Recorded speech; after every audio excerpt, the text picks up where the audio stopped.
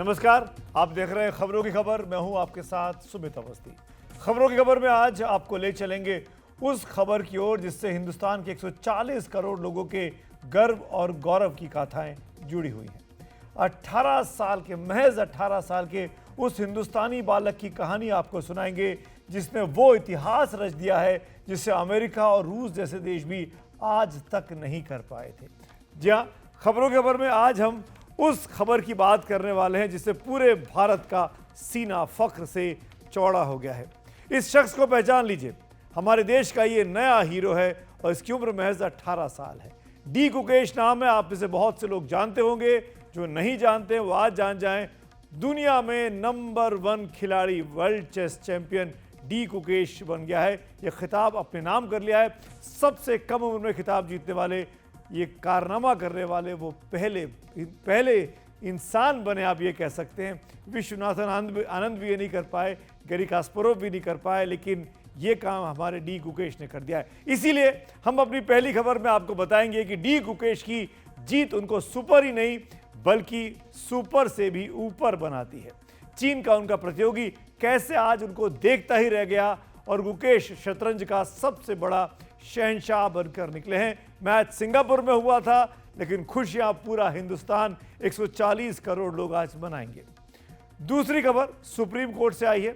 1991 के पूजा स्थल कानून पर आज सुप्रीम कोर्ट ने निर्देश दिया है कि जिन पूजा स्थलों पर सर्वे के आदेश दिए गए थे वो सभी आदेश, सभी सर्वे अब नहीं होंगे। इससे ज्ञानव्यापी मस्जिद से लेकर मथुरा और संभल तक बढ़ रहा तनाव कुछ समय के लिए फिलहाल सुप्रीम कोर्ट के हस्तक्षेप के बाद टल गया है। तीसरी खबर उस राजनीति से जुड़ी है जिसके नाम पर संसद का माहौल गरमाया हुआ है। बीजेपी ने आज भी संसद में सोनिया गांधी से जॉर्ज सोरोस के संबंधों का सवाल उछाला। इस पर बीजेपी के लोकसभा के सांसद निशिकांत दुबे ने आज सदन में 6 गंभीर प्रश्न पूछे, जिस पर विपक्ष की तरफ से हंगामा होता रहा। पांचवी खबर पड़ोस के बांग्लादेश से है, जहां हिंदुओं की जिंदगी दिन पर दिन बदतर होती जा रही है। आज हम आपको एक ऐसी बच्ची की खबर दिखाएंगे जो बांग्लादेश में धमकी और यातना से त्रस्त आकर पैदल चली है और भागकर हिंदुस्तान आ गई है। और पांचवी खबर बिहार में स्कूलों की स्थिति को लेकर आज बताने वाले हैं।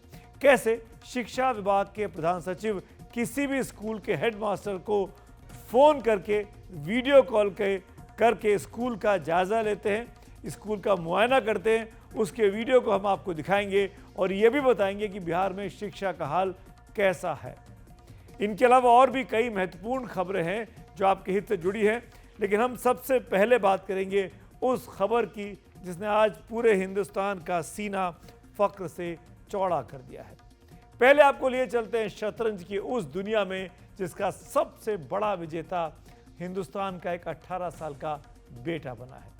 आज दुनिया को शतरंज का नया शहंशाह मिला है और 140 करोड़ भारतीयों के लिए खास यह है कि चेस का यह नया चैंपियन हमारे देश का है, हमारे बीच का है।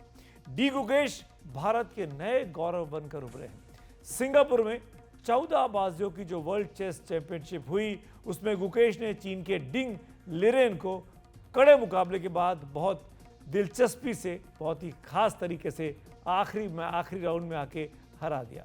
हमारी ये खास रिपोर्ट देखिए, आप समझ जाएंगे कि डी गुकेश वाकई में कितना बड़ा नाम बनकर उभरे हैं।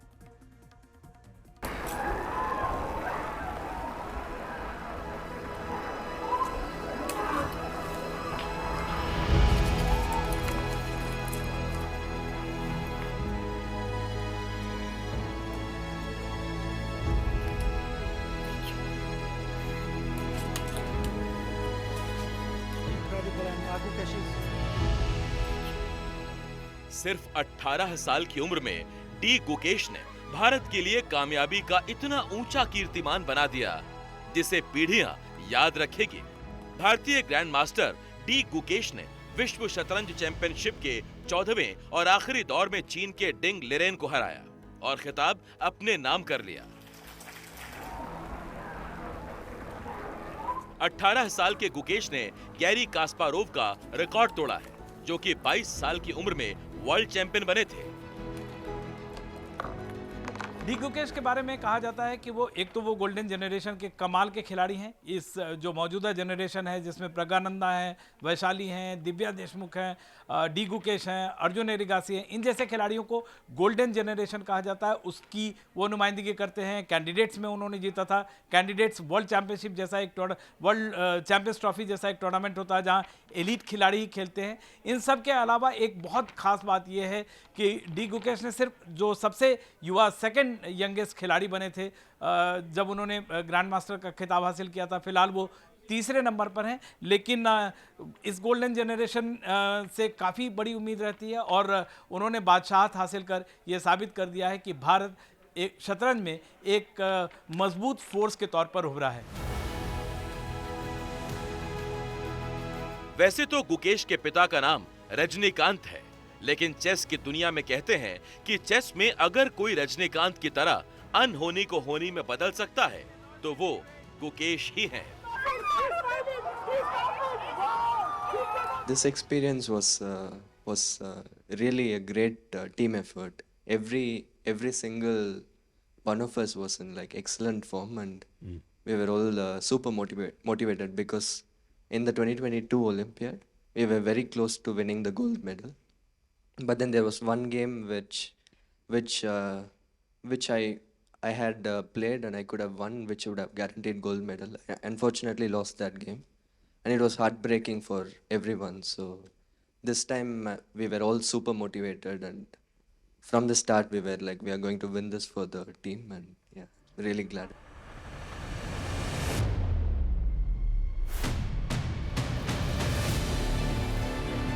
कई बार देखा गया है कि टूर्नामेंट के दौरान गुकेश साइकोलॉजिकल गेम भी खेलते हैं। एक बाजी में जब डिंग लेरेन आ रहे थे तब गुकेश ने उन्हें इंतजार कराया था, जिसका जिक्र बाद में लेरेन ने भी किया। यानी शतरंज का खेल केवल 64 खानों पर नहीं चलता, बल्कि साइकोलॉजिकल भी होता है, और गुकेश ने उसे बखूबी कर दिखाया। डी गुकेश के बारे में कई सारी दिलचस्प कहानियां हैं। जब उन्होंने 7 साल की उम्र में चेस की शुरुआत की तो वो सिर्फ 1 घंटा खेलते थे, और 2-3 साल पहले जब मैंने उनसे बातचीत की थी उन्होंने अपनी 10वीं का इम्तिहान भी पास नहीं किया था। लेकिन बताते हैं लोग कि वो माइंड जो उनका इतना तेज़ चलता है, जो हमने बचपन में कभी कहानियाँ पढ़ते थे कि चाचा चौधरी का दिमाग कंप्यूटर से तेज़ चलता, हकीकत में जो डी गुकेश का की कई चाल जो है वो कंप्यूटर से तेज़ सोचते हैं, और ये अपने आप में बहुत बड़ी बात है। दुनिया के जितने माहिर खिलाड़ी हैं उन सबको वो हैरान करते रहे हैं। और इस बार भी जब आखिरी बाजी हुई, 13 बाजियां डिंग लेरेन और डी गुकेश के बीच में ड्रॉ रही, लेकिन जो आखिरी बाजी रही और बहुत कम मोहरे बचे थे, वहां जब पूरी दुनिया कह रही थी कि एक ड्रॉ की ओर जा रहा है मैच, उन्होंने एक सरप्राइज दिया और डिंग लेरेन को वहां से हराना अपने आप में लाजवाब है, और इस वर्ल्ड चैंपियनशिप को लोग लंबे समय तक याद रखेंगे। गुकेश ने जब खेल शुरू किया था, यानी जब वो 7 साल के थे, तब सिर्फ 1 घंटा शतरंज खेलते थे, लेकिन अब 8, 10 या इससे भी ज्यादा समय तक प्रैक्टिस करते हैं, और टूर्नामेंट के दौरान किसी से बात करना भी पसंद नहीं करते।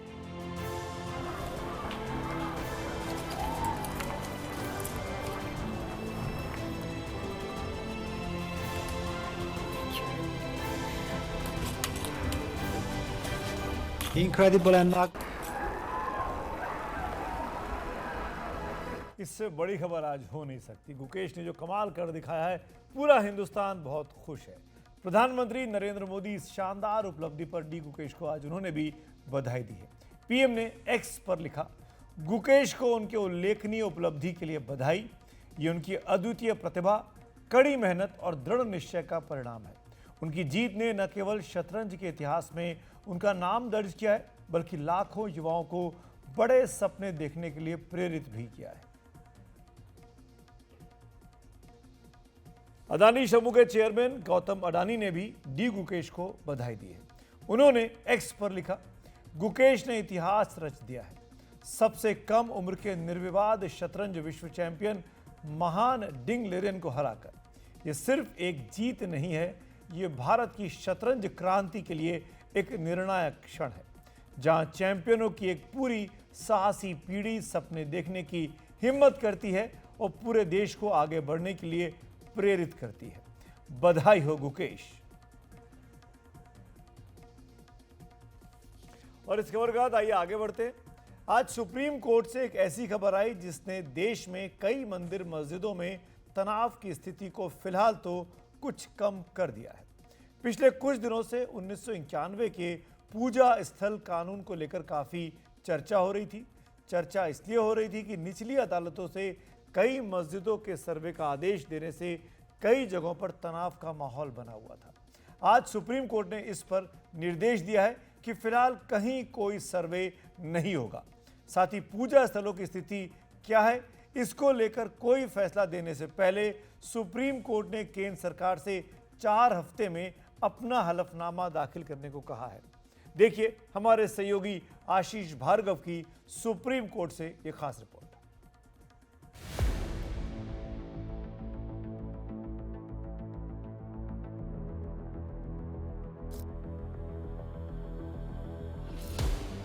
अभी संभल के शाही जामा मस्जिद में सर्वे नहीं होगा। अभी अजमेर दरगाह पर कोई हंगामा नहीं होगा। अभी ज्ञान व्यापी को लेकर भी कोई सर्वे नहीं होगा।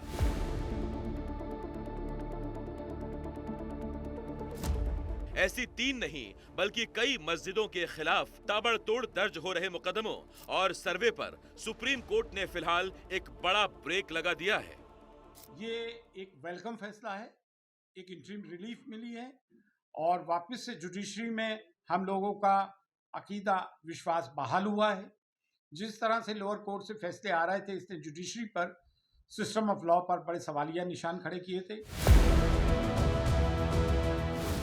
ये बातें आज सुप्रीम कोर्ट में प्लेसेस ऑफ वर्शिप एक्ट यानी पूजा स्थल कानून मामले पर सुनवाई के दौरान सामने आई।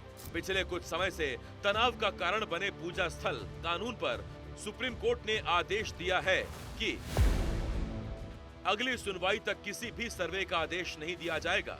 किसी दूसरे मस्जिद या धर्म स्थल को लेकर सर्वोच्च न्यायालय के अगले आदेश तक कोई मुकदमा भी दर्ज नहीं हो पाएगा।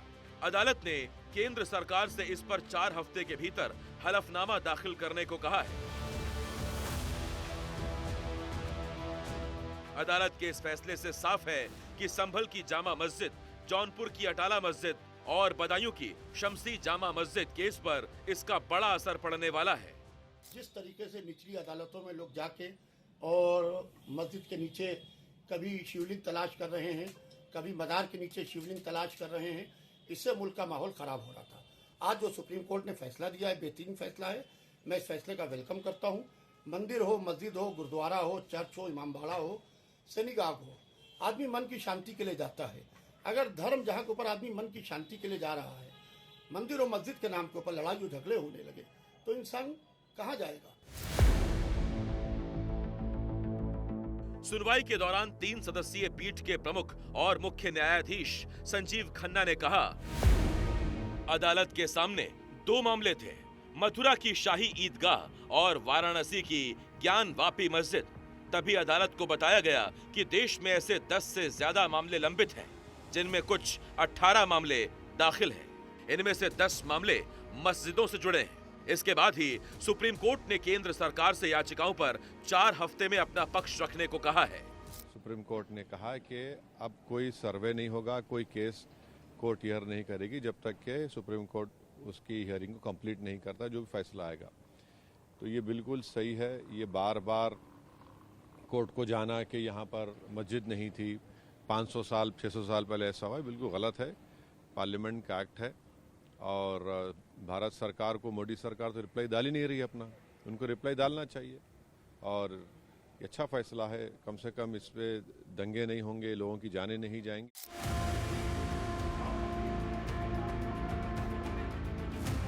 1990 के दशक की शुरुआत होती ही अयोध्या में राम जन्मभूमि बाबरी मस्जिद का विवाद इस कदर तेज होता गया कि 1991 में पूजा स्थल कानून बना। उस कानून के मुताबिक आजादी के वक्त पूजा स्थलों की जैसी स्थिति थी वैसा ही रखने के लिए कहा गया। ये कानून किसी भी धार्मिक स्थल को दूसरे धर्म स्थल में बदलने पर रोक लगाता है। ये कानून सभी धर्मों के धार्मिक स्थलों पर लागू होता है। बस ये कानून राम जन्मभूमि बाबरी मस्जिद विवाद पर लागू नहीं था।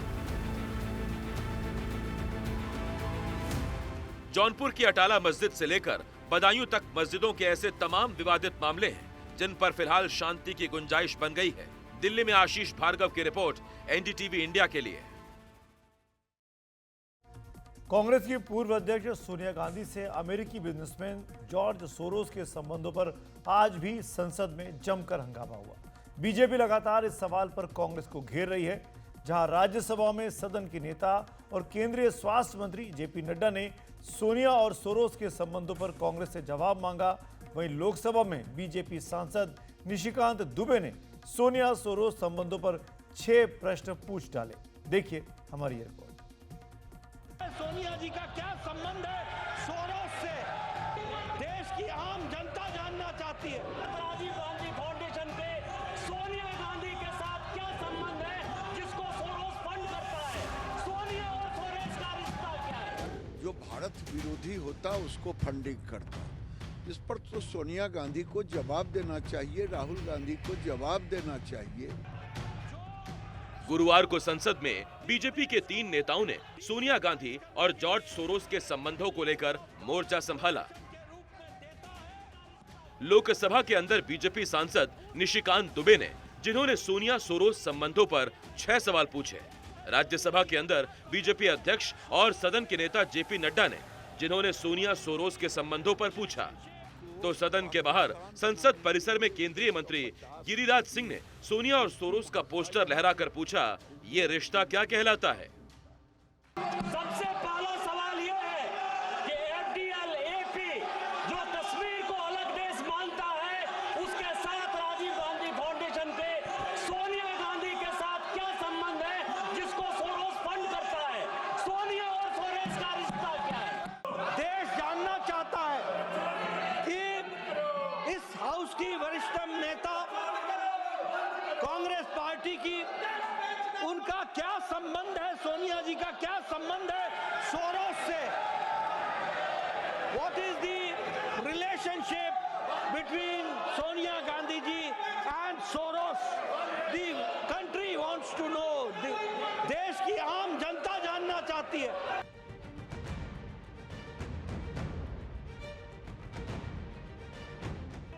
बीजेपी सांसद निशिकांत दुबे लगातार राहुल गांधी और कांग्रेस से 10 सवाल पूछ रहे हैं। राहुल गांधी पर लगाए गए उनके आरोपों के खिलाफ एनएसयूआई के नेता आज निशिकांत दुबे के घर पर पहुंच गए थे। एनएसयूआई के छात्रों ने निशिकांत को फूल दिए। निशिकांत ने उन्हें मिठाई खिलाई, लेकिन इस फूल और मिठाई की बात संसद तक आते आते चुभते सवालों में बदल गई। लोकसभा में निशिकांत दुबे ने पूछा, सवाल नंबर 1, एफडीएल एपी की पृष्ठभूमि में कांग्रेस बताए कि सोनिया और सोरोस का क्या रिश्ता है। सवाल नंबर 2, सैम पित्रोदा के ग्लोबल नॉलेज इनिशिएटिव को पैसा सोरोस की कंपनी देती है और राहुल की अमेरिकी यात्रा का खर्चा ग्लोबल नॉलेज इनिशिएटिव उठाता है। वही पैसा खालिस्तान और कश्मीर तोड़ने वालों को मिलता है।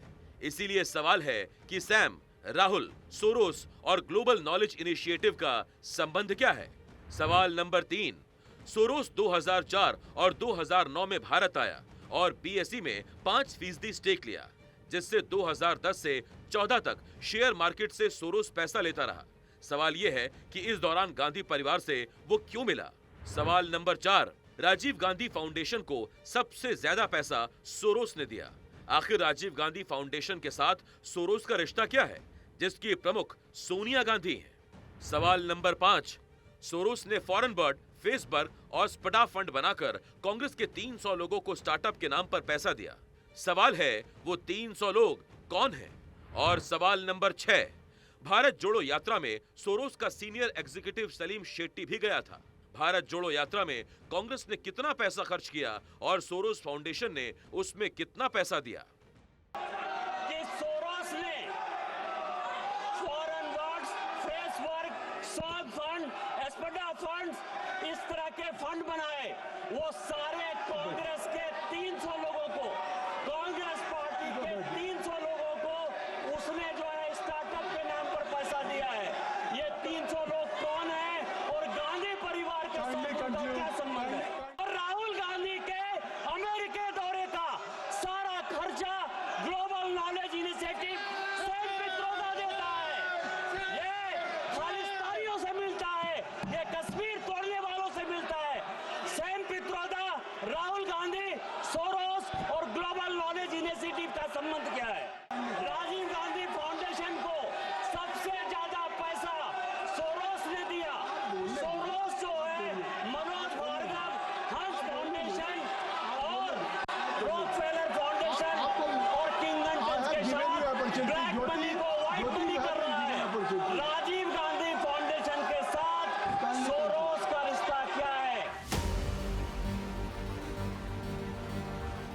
बीजेपी ने आक्रामक तेवर अख्तियार कर लिया है। सोनिया सोरोस से संबंधों पर बोलने से कांग्रेस बच रही है। It is the most ridiculous thing they could come up with. They're talking about some 1994. Nobody has any record of it.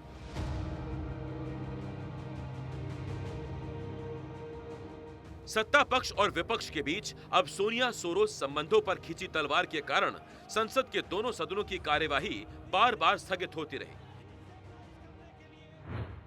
इस पर जाने माने आध्यात्मिक गुरु सदगुरु ने सोशल मीडिया पर पोस्ट लिखकर अपनी पीड़ा जाहिर की।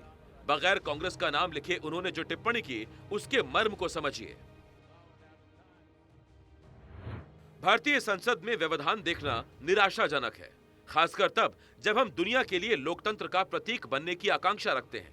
भारत के वेल्थ क्रिएटर्स और नौकरी देने वालों को राजनीतिक बयानबाजी का विषय नहीं बनना चाहिए। यदि विसंगतियां हैं तो उन्हें कानून के दायरे में ठीक किया जा सकता है, लेकिन राजनीतिक फुटबॉल नहीं बनना चाहिए। सबसे महत्वपूर्ण बात यह है कि भारतीय व्यवसायों को आगे बढ़ना चाहिए।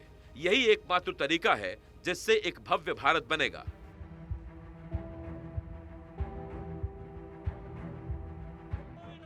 अब उम्मीद कीजिए कि शुक्रवार को संविधान पर संसद में जब बहस होगी तो शायद संविधान के नाम पर ही सदन सुचारू रूप से चल पाए।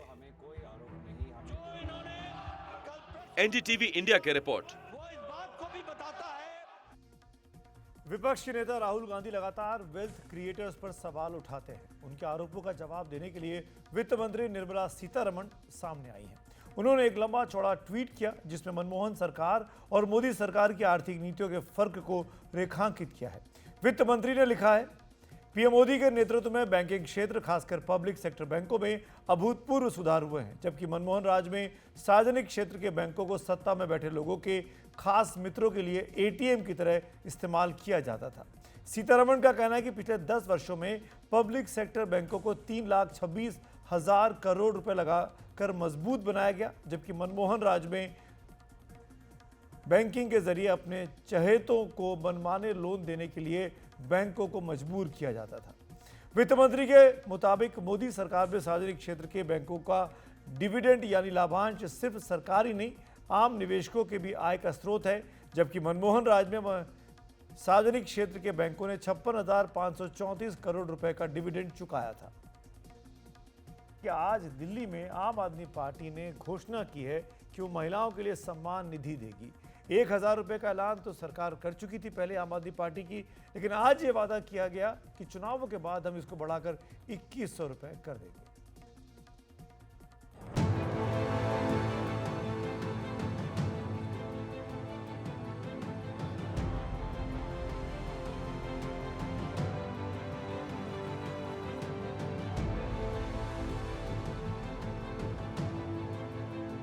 एकनाथ शिंदे, हेमंत सोरेन और शिवराज सिंह चौहान, ये तीनों नेता अलग अलग पार्टियों के हैं, लेकिन इनमें एक कॉमन बात है और वो ये है कि शिंदे के मुख्यमंत्री रहते महाराष्ट्र, हेमंत सोरेन के नेतृत्व में झारखंड और शिवराज सिंह चौहान के नेतृत्व में मध्य प्रदेश का चुनाव हुआ था।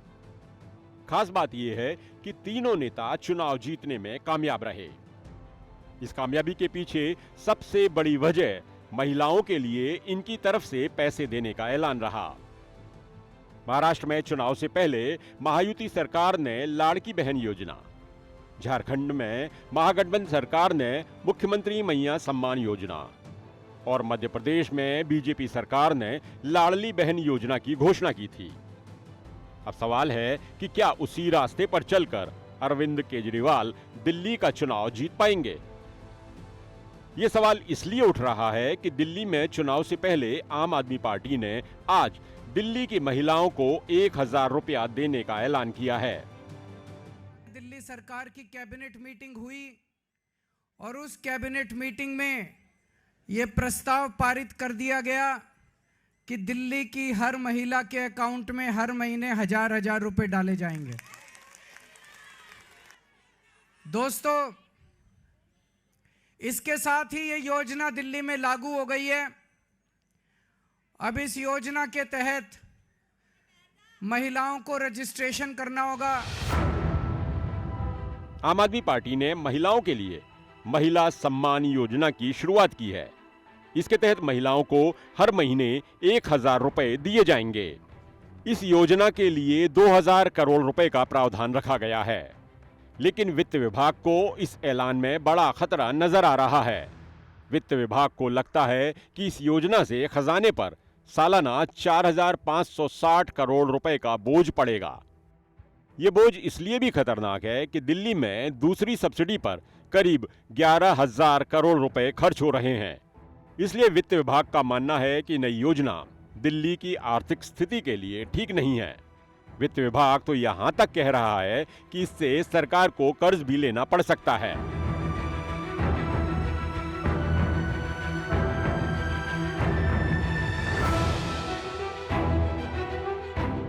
वित्त विभाग के एतराज के बावजूद अगर केजरीवाल ऐसा कर रहे हैं तो उनका दावा है कि उनके पास पैसे का इंतजाम है। केजरीवाल मानते हैं कि ये जादू है, तो उन्हें इस जादू का हुनर अच्छे से आता है।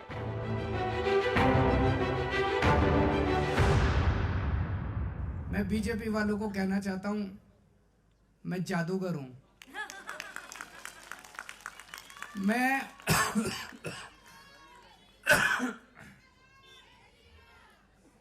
मैं अकाउंट्स का जादूगर हूं। मुझे पता है कि पैसे कहां से लाने हैं, पैसे कहां से बचाने हैं और पैसे कहां से लाने हैं और पैसे कहां पे खर्च करने हैं। तुम चिंता मत करो। मैंने अगर कह दिया तो कह दिया। मैंने कहा 1,000 रुपए हर महीने दूंगा, तो 1,000 रुपए महीने आज से शुरू कर दिए। अरविंद केजरीवाल, देना था तो लोकसभा चुनाव के बाद देते, जिसका तुमने वादा किया था। सभी बहनों से तुमने फॉर्म भरवाए थे, कहाँ गए वो फॉर्म? और पंजाब में तो 2 साल हो गए आपके चुनाव बने हुए, सरकार बने हुए, आज तक 1 रुपया नहीं दिया आपने। तो दिल्ली की जनता आपके झूठ को, आपके झूठे प्रचार को समझती है, और दिल्ली और देश की जनता सिर्फ एक ही बात पे यकीन करती है, वह है मोदी की गारंटी। आम आदमी पार्टी का कहना है कि अभी तो महिलाओं के खाते में 1,000 रुपए आएंगे, लेकिन वो जीतकर सत्ता में आई तो हर महीने 2,500 रुपए मिलेंगे। जबकि सच ये है कि डायरेक्ट कैश ट्रांसफर और दूसरे फ्रीबीज के कारण कई राज्यों के खजाने का भट्टा बैठता ही जा रहा है। मार्च 2024 तक देश के सभी राज्यों में 75 लाख करोड़ रुपए का कर्ज था। इनके 1 साल बाद यानी मार्च 2025 तक 83.31 लाख करोड़ रुपए हो जाने का अंदेशा है। इनमें सबसे ज्यादा कर्ज वाले राज्यों में तमिलनाडु पर 8.34 लाख करोड़ रुपए, उत्तर प्रदेश पर 7.69 लाख करोड़ रुपए, महाराष्ट्र पर 7.22 लाख करोड़ रुपए, पश्चिम बंगाल पर 6.58 लाख करोड़ रुपए और कर्नाटक पर 5.97 लाख करोड़ रुपए का कर्ज है। लेकिन चुनाव जीतने के चक्कर में नेताओं को राज्य के खजाने पर पड़ने वाले बोझ महसूस नहीं होते। हालांकि प्रधानमंत्री नरेंद्र मोदी इस पर एक बार चिंता व्यक्त कर चुके हैं। एनडीटीवी इंडिया की रिपोर्ट। जून 2022 में रिजर्व बैंक ने श्रीलंका के आर्थिक संकट का हवाला दिया था और उसके हवाले अपनी रिपोर्ट में कहा था कि सरकारों को गैर जरूरी जगहों पर पैसा खर्च करने से बचना चाहिए, लेकिन इससे कोई खास फर्क नहीं पड़ा। भारत में फ्री स्कीम का इतिहास 70 साल पुराना है। मद्रास स्टेट में के कामराज ने 1954 से 63 के बीच मुफ्त शिक्षा और बच्चों के लिए भोजन जैसी योजनाएं शुरू की थी। उसके बाद तमिलनाडु में जयललिता ने मुफ्त साड़ी, मुफ्त प्रेशर कुकर से लेकर मुफ्त टीवी और मुफ्त वॉशिंग मशीन तक देने के चुनावी वायदे किए। 1980 के दशक में जब एनटी रामाराव आंध्र प्रदेश के मुख्यमंत्री बने तो 2 रुपए प्रति किलो चावल देने की उन्होंने योजना शुरू की। 1990 के दशक में आते आते पंजाब में अकाली दल सरकार ने सबसे पहले मुफ्त बिजली देना शुरू किया। 2015 में दिल्ली में आम आदमी पार्टी ने भी मुफ्त बिजली पानी का वादा करके चुनाव जीता था। 2022 में पंजाब में भी आम आदमी पार्टी ने 300 यूनिट बिजली मुफ्त देने का ऐलान किया था। उसी साल हिमाचल प्रदेश में कांग्रेस सरकार ने फ्री बिजली पानी की योजना लागू की।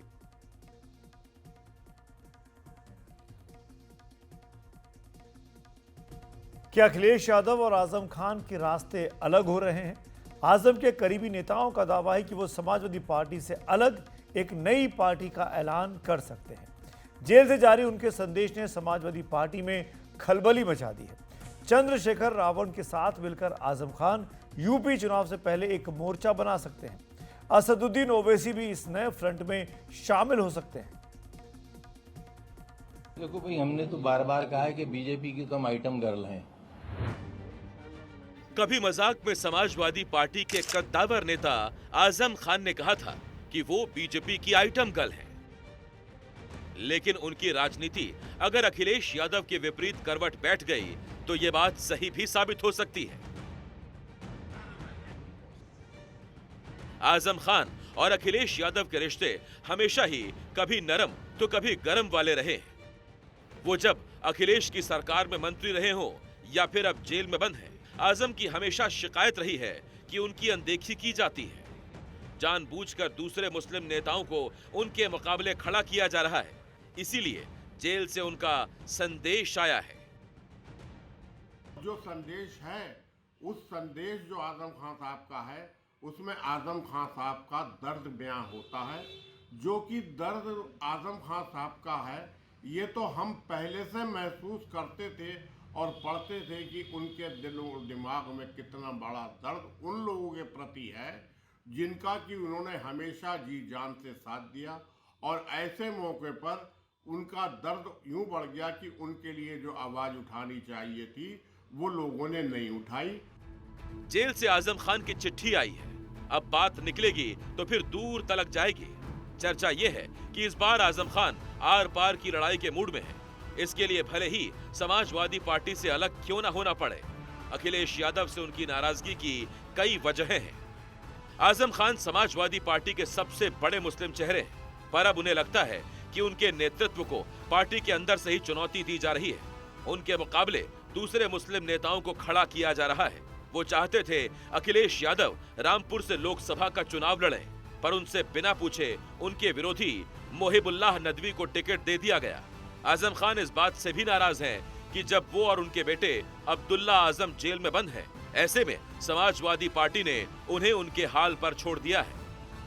जेल में मिलने गए समाजवादी पार्टी के एक नेता से आजम खान ने कहा कि अगर अखिलेश यादव और उनके परिवार पर भी इतने ही मुकदमे होते जितने उनके परिवार पर है, तो क्या फिर समाजवादी पार्टी ऐसे ही चुप रहती? ऐसे में सवाल उठता यह है कि आजम खान आगे क्या करेंगे। उनके सभी करीबी नेताओं की माने तो वो एक नई पार्टी बना सकते हैं। वैसे भी आजम खान कहते रहे हैं कि समाजवादी पार्टी में उनकी सियासत मुलायम सिंह यादव तक है। वो पार्टी के संस्थापक सदस्य रहे हैं। चंद्रशेखर आजाद हाल के दिनों में आजम खान, उनकी पत्नी और उनके बेटे से मिल चुके हैं। जिस दिन वो अब्दुल्ला आजम से मिलने जेल गए थे, उसी दिन अखिलेश यादव अचानक आजम की पत्नी से मिलने रामपुर पहुंच गए थे। आजम खान और आजाद समाज पार्टी के संस्थापक चंद्रशेखर के बहुत अच्छे रिश्ते रहे हैं। जब भी मैं किसी तकलीफ में रहा, आजम भाई का और इस पूरे परिवार का सहयोग मुझे हमेशा मिला है। और आज मैं उसी रिश्ते को और मजबूत करने और अपने छोटे भाई से मिलने यहाँ आया था, जानने की उनकी क्या हाल है। आजम खान और चंद्रशेखर आजाद मिलकर यूपी चुनाव से पहले एक राजनीतिक मोर्चा बनाने की तैयारी में है। फॉर्मूला ये है कि दलित मुस्लिम वाला डीएम समीकरण एक नई ताकत बन सकता है। आजम से जेल में मिलने गए एक व्यक्ति ने फोन पर उनकी असदुद्दीन ओवैसी से भी बात कराई। अगर इस मोर्चे में AIMIM की भी एंट्री होती है तो फिर पश्चिमी यूपी में खेल हो सकता है। आजम खान साहब तो अभी वो परेशान है। अल्लाह उनकी परेशानियों को कम कर दे, अल्लाह उनकी तकालीफ से उनको छुटकारा दिला दे।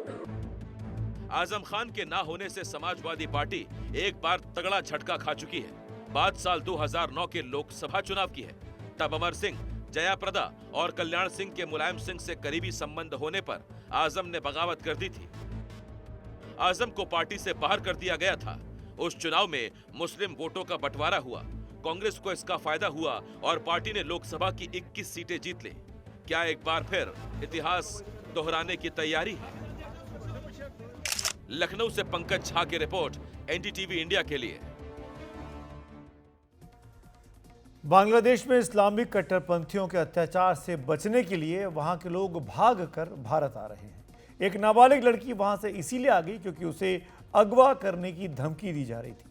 इस बीच जेल में बंद चिन्मय कृष्णदास की रिहाई की उम्मीदें फिर से कमजोर पड़ गई हैं, क्योंकि याचिका लेकर कोर्ट पहुंचे उनके वकील के साथ मारपीट की गई और वहां से भागने पर उनको मजबूर कर दिया गया।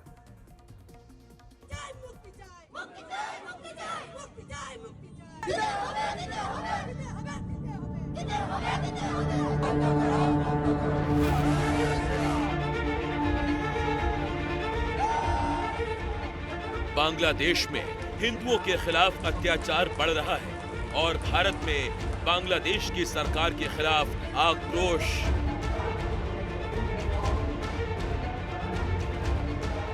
आगे बढ़ने से पहले जरा सुनिए कि बांग्लादेश में क्या हो रहा है। बांग्लादेश में हिंदुओं को जान से मारने की धमकी मिल रही है। बांग्लादेश में लड़कियों को अगवा करने की धमकी मिल रही है। हिंदू होने के कारण कोर्ट के अंदर वकीलों पर हमले हो रहे हैं। बांग्लादेश बॉर्डर से लेकर दूर दराज के शहरों तक भारत में बांग्लादेश सरकार के खिलाफ गुस्सा बढ़ता ही जा रहा है। क्या ये बांग्लादेश में हिंदू होने की सजा है? आप इस वक्त अपनी टीवी स्क्रीन पर जिन दो लोगों को देख रहे हैं वो बांग्लादेश से भागकर भारत आए हैं। नाबालिग लड़की इसलिए भागी क्योंकि उसके सामने बांग्लादेश में अगवा किए जाने का खतरा था, जबकि 21 वर्ष के इस लड़के के सामने बांग्लादेश में रहना मौत के साए तले जीना बन गया था। बांग्लादेश से भागकर भारत आई इस नाबालिग लड़की का कसूर सिर्फ इतना है कि इसके घर वाले इस्कॉन के अनुयायी हैं। बांग्लादेश में लगातार कट्टरपंथियों से धमकी मिल रही थी कि अपहरण कर लेंगे, इसीलिए भागकर भारत आना पड़ा। जाहिर है इस लड़की ने भारत में अवैध रूप से प्रवेश किया और बॉर्डर पर रोक ली गई। पश्चिम बंगाल की उत्तरी दिनाजपुर पुलिस ने फिलहाल बच्ची को शेल्टर होम में भेज दिया है। बच्ची से जानकारी के आधार पर यहां भारत में उसके घर वालों से संपर्क किया गया। घर वालों का कहना है कि बांग्लादेश में जो धमकियां मिल रही थी उन्हें परिवार के लिए बर्दाश्त कर पाना मुश्किल हो रहा था।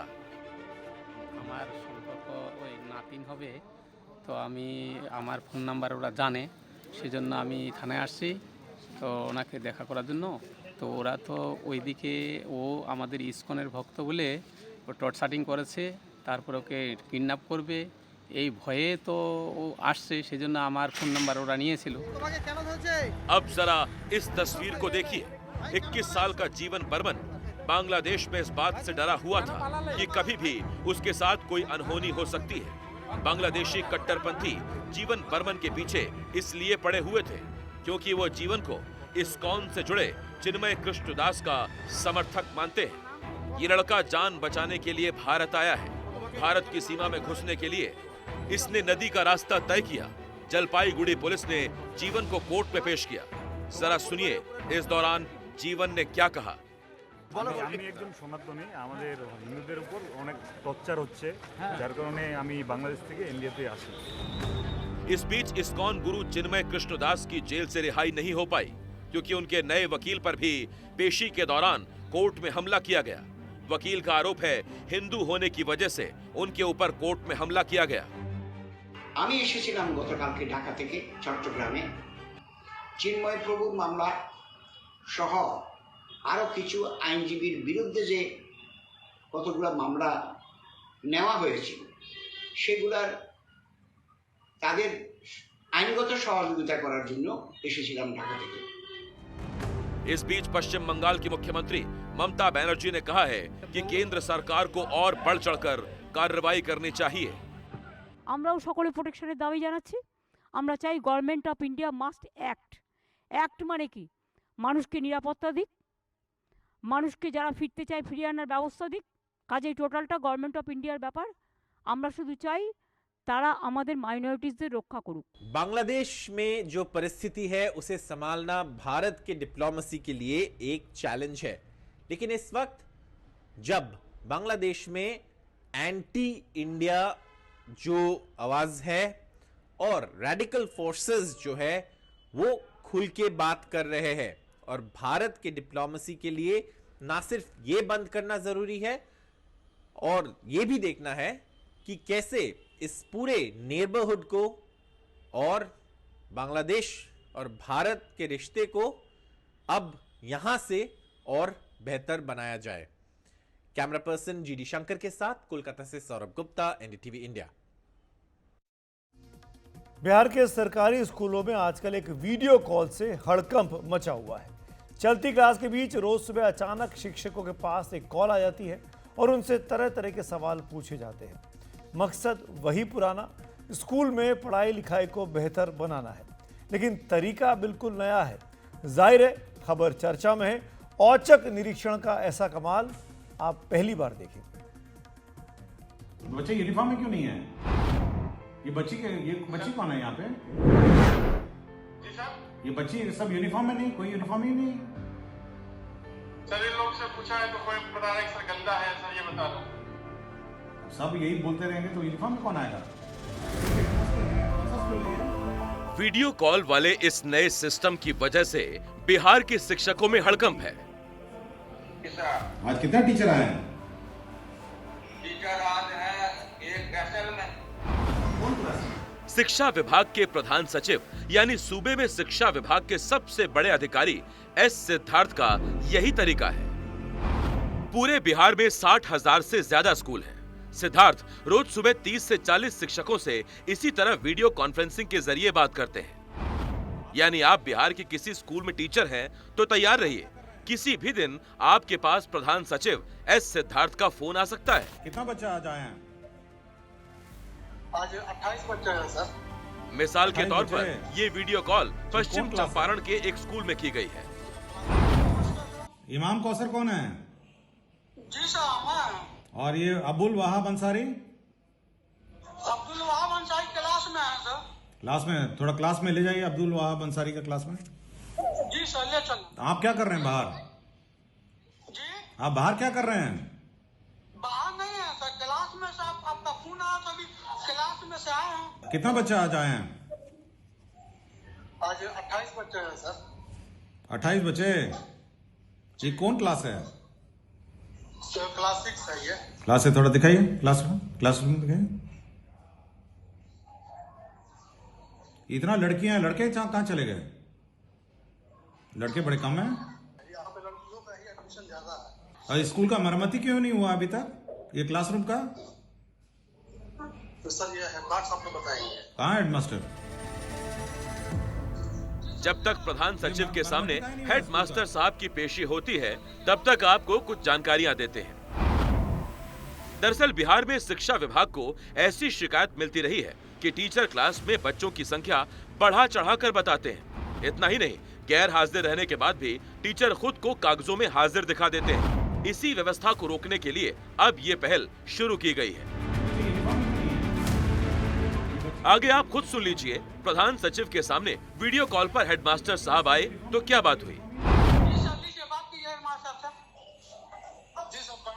स्कूल का मरम्मती कहाँ नहीं हुआ?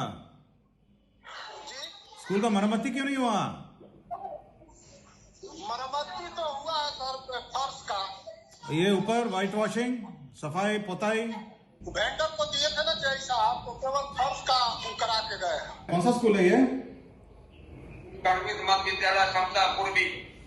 समसा पूर्वी। आज कितना टीचर आए हैं? टीचर आज है एक एसएल में, एक सीएन, एक माध्यमिक अवकाश में। टोटल टीचर 9 है। 9 में से 3 है छुट्टी पे हैं। यानी नई व्यवस्था के तहत प्रधान सचिव किसी भी विद्यालय के किसी भी शिक्षक को अचानक वीडियो कॉल करते हैं। आ गया। इमाम कौसर कौन है? और कितने बच्चे अभी उपस्थित हैं? क्लास में बच्चों की हाजिरी चेक करते हैं और बाद में रजिस्टर के साथ आंकड़ों का मिलान भी किया जाता है। ये मास्टर जी हैं? माने क्या नाम है आपका? रविंद्र कुमार। हाँ थोड़ा क्लास दिखाइए। ये बच्ची सब यूनिफॉर्म में नहीं, कोई यूनिफॉर्म ही नहीं है। सर इन लोग से पूछा है तो कोई बता रहा है सर गंदा है, सर ये बता दो। अब सब यही बोलते रहेंगे तो यूनिफॉर्म में कौन आएगा? और क्या पढ़ा रहे हैं? पढ़ा क्या रहे हैं? Sir maths. ब्लैक बोर्ड दिखाइए। ये क्लास 3 दिखाइए हेडमास्टर साहब। सर हम हाँ क्लास 3। क्लास 3। ये खाली क्यों है क्लास? बच्चे ही नहीं आ जाए?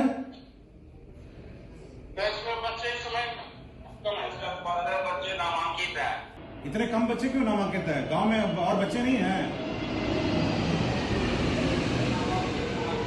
अब थोड़ा ब्लैक बोर्ड दिखाइए, ब्लैक बोर्ड दिखाइए, ब्लैक बोर्ड दिखाइए, ब्लैक बोर्ड। पढ़ाई का नहीं शुरू किया? क्या खाना बना था आज? क्या नाम है? स्कूलों में फोन करके मिड डे मील की जानकारी भी ली जा रही है। जरा सुनिए, कैमूर जिले के रामगढ़ में जब प्रधान सचिव की वीडियो कॉल पहुंची तो क्या हुआ। एक बच्चे को कैमरा पे लाइए। क्या नाम है? क्या खाना बना था आज? क्या चीज का दाल बना? अरे आप क्या इसको सिखा रहे हैं? हम अपने बच्चे से पूछ रहे हैं ना, क्या बना खाना?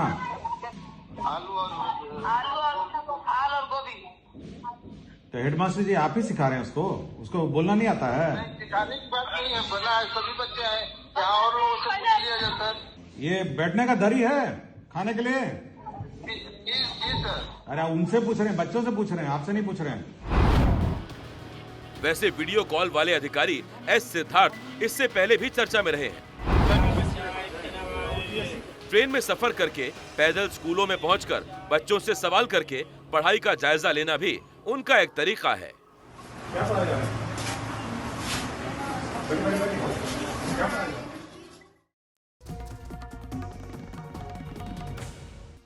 13 जनवरी यानी ठीक एक महीने बाद प्रयागराज का महाकुंभ मेला शुरू हो रहा है। उसके पहले तैयारियां भी जमकर चल रही हैं। कल प्रधानमंत्री नरेंद्र मोदी प्रयागराज जा रहे हैं। उसके पहले आज यूपी के मुख्यमंत्री योगी आदित्यनाथ ने तैयारियों का जायजा लिया। प्रधानमंत्री नरेंद्र मोदी शुक्रवार को प्रयागराज आ रहे हैं। पीएम यहां महाकुंभ की तैयारियों का जायजा लेंगे। माना जा रहा है कि प्रधानमंत्री की सभा में यहां करीब 2 लाख लोग इकट्ठा होंगे। यहाँ ये जो पंडाल आप देख रहे हैं, यहाँ पर 20,000 लोगों के बैठने का यहाँ पर प्रबंध किया गया है और आसपास जो खुला एरिया है यहाँ पर तकरीबन 2 लाख लोग प्रधानमंत्री नरेंद्र मोदी के जो भाषण है उसको यहाँ पर सुनने के लिए आएंगे। तो इस बार महाकुंभ की थीम दिव्य, भव्य और डिजिटल महाकुंभ बनाया गया है। तो यहाँ पर प्रधानमंत्री नरेंद्र मोदी आकर और इसके बाद में 7,000 करोड़ रुपए की जो परियोजना है वो प्रयाग को देंगे।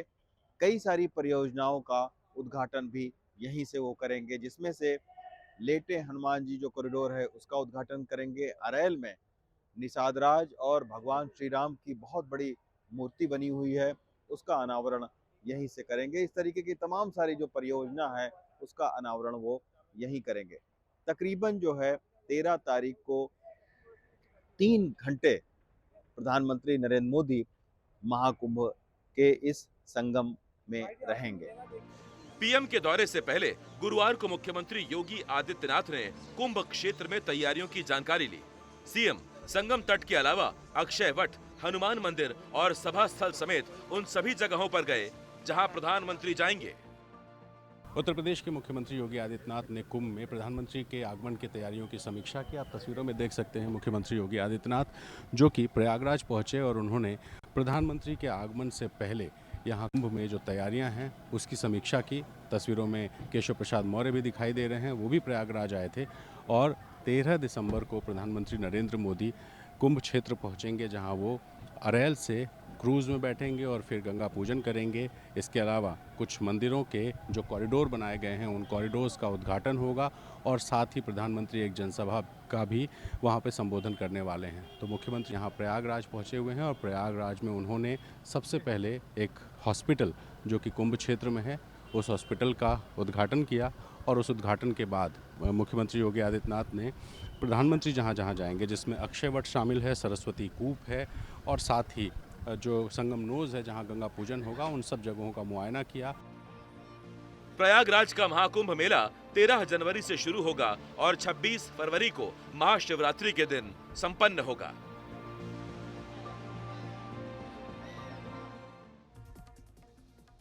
तो आज खबरों खबर में मेरे साथ फिलहाल इतना ही। शुभ रात्रि।